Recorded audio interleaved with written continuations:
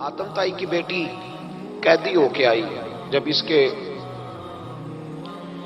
قبیلے پر، اس کے علاقے پر مسلمانوں نے حملہ کیا تو حاتم تائی کا جو بیٹا تھا عدی بن حاتم، وہ اپنی بہن سے کہنے لگا ہمیں پتہ ہے ہم مسلمانوں کا مقابلہ نہیں کر سکتے تو بھاگ جانے میں بہتری ہے، چلو بھاگ چلتے ہیں. تو بہن کہنے لگی بھائی تو نے بھاگنا ہے تو بھاگ جا، میں سردار کی بیٹی ہوں، میں قوم کے ساتھ جیوں گی، قوم کے ساتھ مروں گی، تو نے بھاگنا ہے تو بھاگ جا. عدی بھاگ گئے ڈر کے. یہ خاتون جو تھی ان کو گرفتار کر لیا مسلمان عورتوں نے، تو کہ یہ تلوار لے کے آئی تھی لڑنے کے لیے. ابن اسحاق ابن حشام دونوں کتابوں میں روایت موجود ہے. یہ خاتون کہتی ہے کہ میں نے بڑے تگڑے سوال تیار کیے، کیونکہ معاذ اللہ ثم معاذ اللہ میرا خیال تھا وہ نبی نہیں، وہ بادشاہ ہیں، وہ ایک اسٹیٹ کے سربراہ ہیں، وہ حکمران ہے، میں معاذ اللہ نبی نہیں. میں نے بڑے تگڑے سوال تیار کیے اور میں اپنے آپ سے کہہ رہی تھی میں ایسی ایسی باتیں کروں گی مسلمانوں کے نبی سے کہ انہیں جواب نہیں آئے گا. معاذ اللہ ثم معاذ، نقل کفر کفر نہ باشد. کہتی ہے میں حضور کے سامنے لائی گئی گرفتار کر کے، اور جب مجھے حضور کے سامنے کھڑا کیا گیا نا تو میرا سر ننگا تھا. توجہ ہے میری بات پر؟ میرا سر ننگا تھا تو میرے ذہن میں بڑے سوال تھے، میری گردن اکڑی ہوئی تھی. حضور نے میرا ننگا سر دیکھا تو محبوب ممبر سے اٹھے، اپنے کندھوں سے مدثر والی چادر اتاری اور حضور علیہ السلام نے حاتم تائی کی بیٹی کے سر پہ دے دی. بی بی کہتی ہے جب حضور کی چادر آئی تو میری اکڑی ہوئی گردن خود بخود جھک گئی نیچے کی طرف، خود بخود جھک گئی. سوال ابھی بھی میرے ذہن میں موجود تھے. اتنے میں ایک صحابی حضور کی بارگاہ میں آئے اور عرض کرنے لگے یا رسول اللہ صلی اللہ علیہ وسلم یہ کافر کی بیٹی ہے، مشرک نجس ہوتا ہے، تو میں اپنی چادر نہ دے دوں، آپ اپنی لے لے، کافر کی بیٹی ہے. تو محبوب نے اس کی طرف جلال کی نظروں سے دیکھا، فرمایا خاموش ہو جا، بیٹیاں برابر ہوتی ہیں، تیاں سانجیاں ہوندیاں نے، بیٹیاں بولیے جی پکی بات ہے. بزرگ چپ کر جائیں، نوجوان بولے بیٹیاں. اللہ آپ کو خوش رکھے. تیاں سارے دیاں. ہاں ہاں، اگر تو کسی کے گھر گندی نظر ڈالے گا تو تیرا گھر بچ نہیں سکتا، پکی بات. یہ نقد و نقد سودا ہے. جس نے اپنا گھر پاک رکھنا ہے وہ دوسروں کے گھروں کا محافظ بنے، پکی بات. بیٹیاں خبردار خبردار، کسی کی بچی کی عزت سے کھیلنے کی کوشش نہ کرنا، ورنہ اللہ تبارک و تعالیٰ بڑی سخت سزا دیتا. بچو. وہ کہتی ہے جب حضور نے کہا نا بیٹیاں برابر ہوتی ہیں تو میرے اندر سے ایک آواز نکلی. میں نے کہا او حاتم تائی کی بیٹی تو غلط تھی، یہ بادشاہ نہیں ہے تو اللہ کے سچے رسول ہیں. بادشاہ تو سخت سزائیں دیتے ہیں. کہتے ہیں حضور میرے قریب آئے اور آ کے کہنے لگے تو سردار کی بیٹی ہے، تیرے باپ میں اچھی خصلتیں پائی جاتی تھی، بتا تیرے ساتھ کیا معاملہ کروں، کیا معاملہ. یہ حضور کی پسند ہے، کیا معاملہ کروں. تو کہنے لگی میں چاہتی ہوں مجھے آزاد کر دے.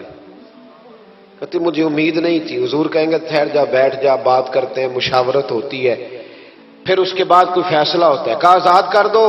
کہتی حضور نے میرے کہنے پر فوراً ہی اگلا جملہ ہی نہیں کہا، فرمایا جا تو آزاد ہے. کہتی ہے میں نے ایک جملہ اور کہا، میں نے کہا میں اکیلی نہیں جاؤں گی، سارا قافلہ آزاد کرو. اب تنگی یہ داماں پہ نہ جا، اور بھی کچھ مانگ ہے آج وہ ماہل باتا، اور بھی کچھ مانگ. کہنے لگی اکیلی نہیں جاؤں گی، سارا قافلہ سارا قبیلہ آزاد ہو.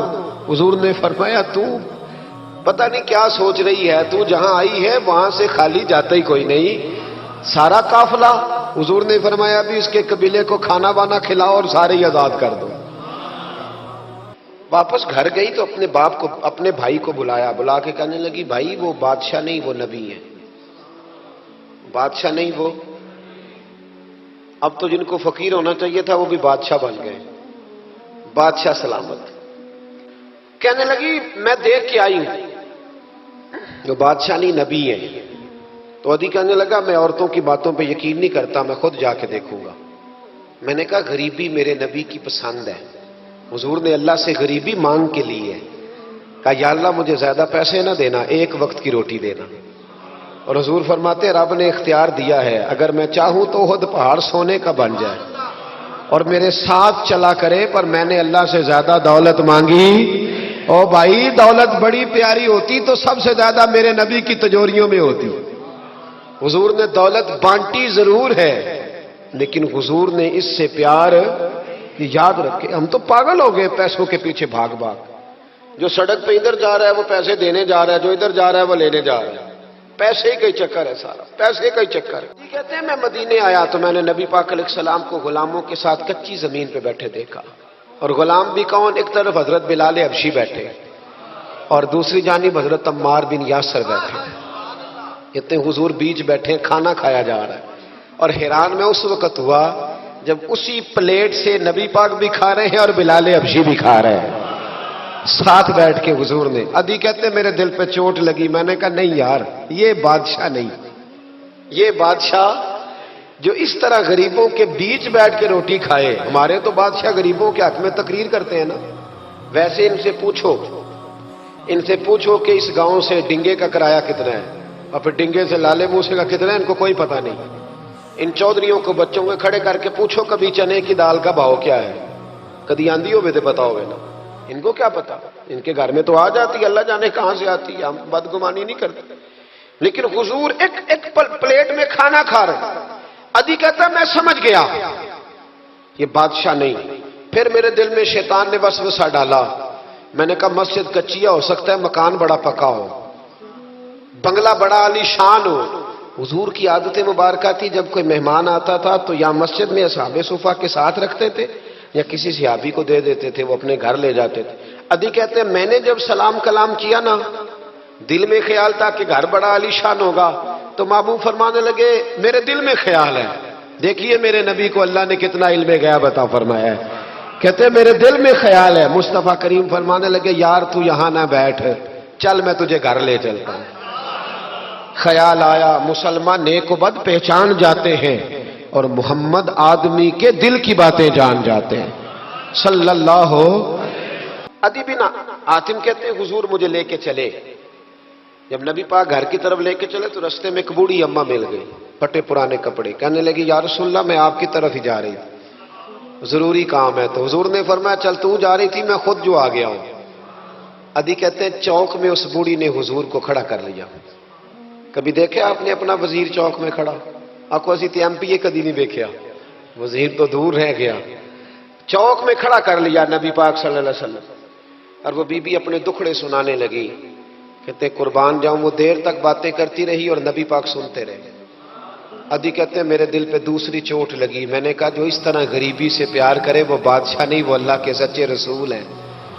حضور مجھے گھر لے گئے، جناب سیدہ طیبہ طاہرہ حضرت عائشہ صدیقہ رضی اللہ تعالی عنہا کے حجرے میں، اور حضور جب اندر لے گئے تو ایک چٹائی پڑی ہے کھجور کی چھال کی، وہ بھی پھٹی ہے دو جگہ سے، ایک مٹکا، دو پیالے، ایک تکیہ جس میں کھجور کی چھال بھری ہوئی ہے۔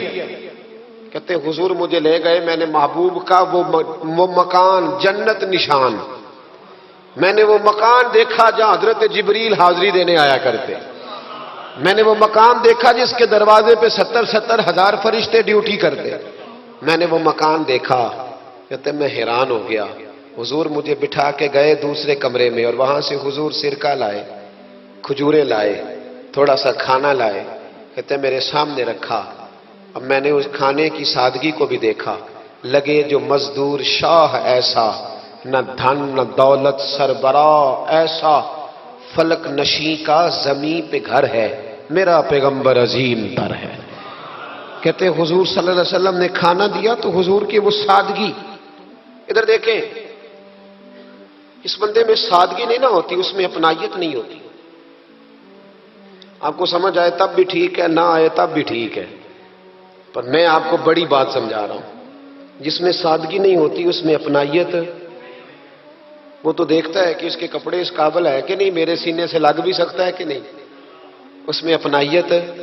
جو لوگ سادے نہیں ہوتے ان کے زیادہ رشتے نہیں ہوتے، ان کا لوگوں سے زیادہ پیار، اس لیے کہ وہ تو انتظار کرتے ہیں، کہتے ہیں میرے نال دی جتی پائے گا تو میرے نال ٹرے گا۔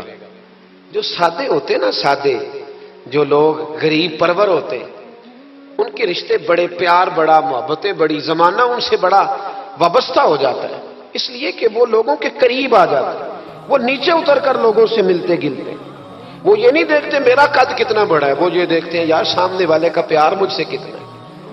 وہ نیچے اتر کر لوگوں سے کہتے ہیں نبی پاک علیہ الصلوۃ والسلام نے بڑا سادہ سا مجھے کھانا دیا، جب میں کھا چکا تو حضور فرمانے لگے سارا کچھ تو آپ نے دیکھ لیا، کیا پروگرام ہے، کب جانا ہے آپ نے؟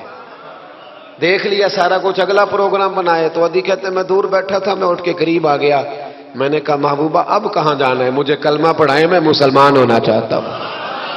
یہ غریبی حضور کی پسند ہے، تھوڑے پہ گزارا کرنا سیکھو۔ پتہ ہے دنیا میں سب سے زیادہ سکھی کون بندہ ہے؟ وہ بندہ سکھی ہے جسے اللہ نے جو دیا ہے نا وہ اس پہ راضی ہو گیا ہے۔